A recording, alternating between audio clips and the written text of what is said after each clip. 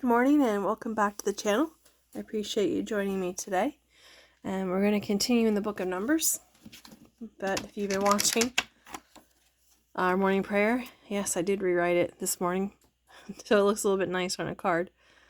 Father, as I read and receive your word, may it deeply be rooted in me, so when difficulty comes, it will be your word that encourages and strengthens me. Amen. So we're up to chapter 14. The people rebel. Then all the people began weeping aloud, and they cried all night. Their voices rose in a great chorus of complaint against Moses and Aaron. We wish we had died in Egypt, or even here in the wilderness, they wailed. Why has the Lord taken us to this country only to have us die in battle? Our wives and little ones will be carried off as slaves. Let's get out of here and return to Egypt. Then they plotted among themselves. Let's choose a leader and go back to Egypt. Then Moses and Aaron fell face down on the ground before the people of Israel. Two of the men who had explored the land, Joshua son of Nun and Caleb son of Jephunneh, tore their clothing. They said to the community of Israel, the land we explored is a wonderful land, and if the Lord is pleased with us, he will bring us safely into that land and give it to us. It's a rich land flowing with milk and honey, and he will give it to us. Do not rebel against the Lord, and don't be afraid of the people of the land. They are only helpless prey to us. They have no protection, but the Lord is with us. Don't be afraid of them. But the whole community began to talk about stoning Joshua and Caleb. Then the glorious presence of the Lord appeared to all the Israelites from above the tabernacle. And the Lord said to Moses, how long will these people reject me? Will they never believe me, even after all the miraculous signs I have done among them? I will disown them and destroy them with a plague. Then I will make you into a nation far greater and mightier than they are. Moses intercedes for the people. But what will the Egyptians think when they hear about it? Moses pleaded with the Lord. They know full well the power you displayed in rescuing these people from Egypt.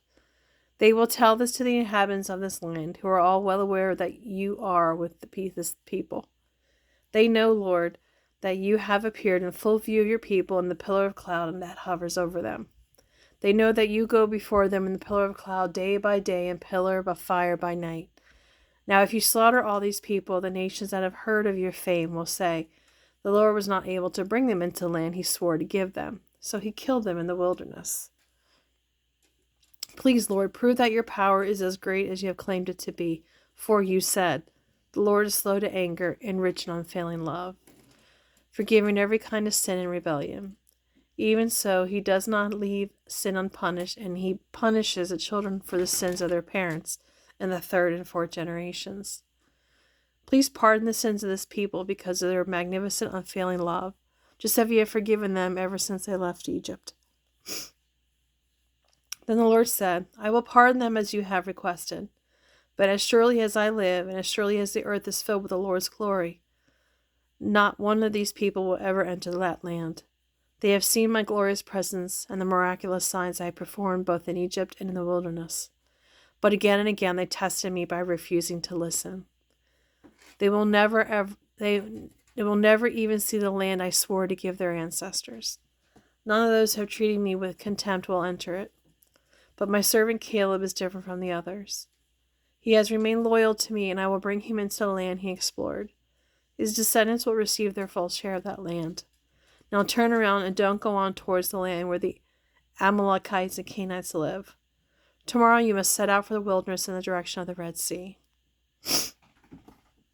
The Lord punishes the Israelites. Then the Lord said to Moses and Aaron, how long will this wicked nation complain about me? I have heard everything the Israelites have been saying. Now tell them this, as surely as I live, I will do to you the very things I heard you say. I, the Lord, have spoken. You will die here in the wilderness, because you complained against me. None of you who are 20 years old or older and were counted in the census will enter the land I swore to give you. The only exceptions will be Caleb son of Jephunneh and Joshua son of Nun. You said your children would be taken captive. Well, I will bring them safely into the land, and they will enjoy what you have despised. But as for you, your dead bodies will fall in this wilderness, and your children will be like shepherds, wandering the wilderness 40 years. In this way, they will pay for your faithlessness until the last of you lies dead in the wilderness. Because the men who explored the land were there for 40 days, you must wander in the wilderness for 40 years, a year for each day, suffering the consequences of your sins. You will discover what it is like to have me for an enemy. I, the Lord, have spoken. I will do these things to every member of the community who has conspired against me. They will die here in this wilderness. Then the 10 scouts who had incited the rebellion against the Lord by spreading discouraging reports about the land were struck dead with a plague before the Lord. Of the 12 who explored the land, only Joshua and Caleb remained alive. When Moses reported the Lord's words to the Israelites, there was much sorrow among the people. So they got up early next morning and set out for the hill country of Canaan. Let's go, they said. We realize that we have sinned, but now we are ready to enter the land the Lord had promised us. But Moses said, Why are you now disobeying the Lord's orders to return to the wilderness? It won't work. Do not go into the land now. You will only be crushed by your enemies because the Lord is not with you. When you face the Amalekites and Canaanites in battle, you will be slaughtered. The Lord will abandon you because you have abandoned the Lord. But the people pushed ahead toward the hill country of Canaan, despite the fact that neither Moses nor the ark of the Lord's covenant left the camp. Then the Amalekites and Canaanites who lived in those hills came down and attacked them and chased them as far as Hormah. Chapter 15. Laws concerning offerings. I'm sorry, the dogs decided to eat now. The Lord told Moses to give these instructions to the people of Israel. When you finally settle in the land I am going to give you, and you want to please the Lord with a burnt offering or any other offering given by fire, the sacrifice must be of an animal from your flocks of sheep or goats from your herds of cattle. When it is an ordinary burnt offering, a sacrifice will fulfill a vow. A freewill offering or a special sacrifice at any of the annual festivals. Whoever brings it must also give to the Lord a grain offering of 2 quarts of choice flour mixed with 1 quart of olive oil. For each lamb offered as a whole burnt offering, you must also present 1 quart of wine for a drink offering. If the sacrifice is a ram, give 3 quarts of choice flour mixed with 2.5 pints of olive oil, and give 2.5 pints of wine for a drink offering. This sacrifice will be very pleasing to the Lord. When you present a young bull as a burnt offering or a sacrifice in fulfillment of a special vow, or as a peace offering to the Lord, then the grain offering accompanying it must include 5 quarts of choice flour mixed with 2 quarts of olive oil, plus 2 quarts of wine for the drink offering.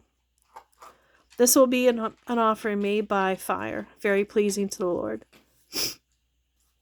These are the instructions for what is to accompany each sacrificial bull, ram, lamb, or young goat.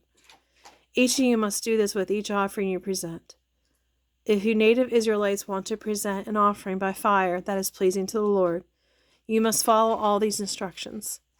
And if any foreigners living among you want to present an offering by fire pleasing to the Lord, they must follow the same procedures.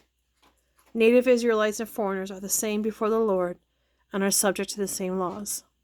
This is a permanent law for you. The same instructions and regulations will apply both to you and to the foreigners living among you. The Lord also said to Moses at this time, Give the people of Israel the following instructions. When you arrive in the land where I am taking you, you will eat from the crops that grow there.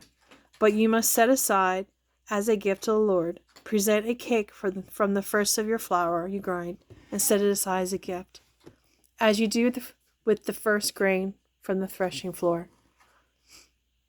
Throughout the generations to come, you are to present this offering to the Lord each year from the first of your ground flour. But suppose some of you unintentionally fail to carry out all these commands that the Lord has given you through Moses.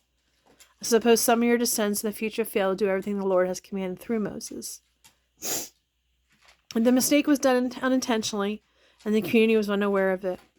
The whole community must present a young bull for a burnt offering.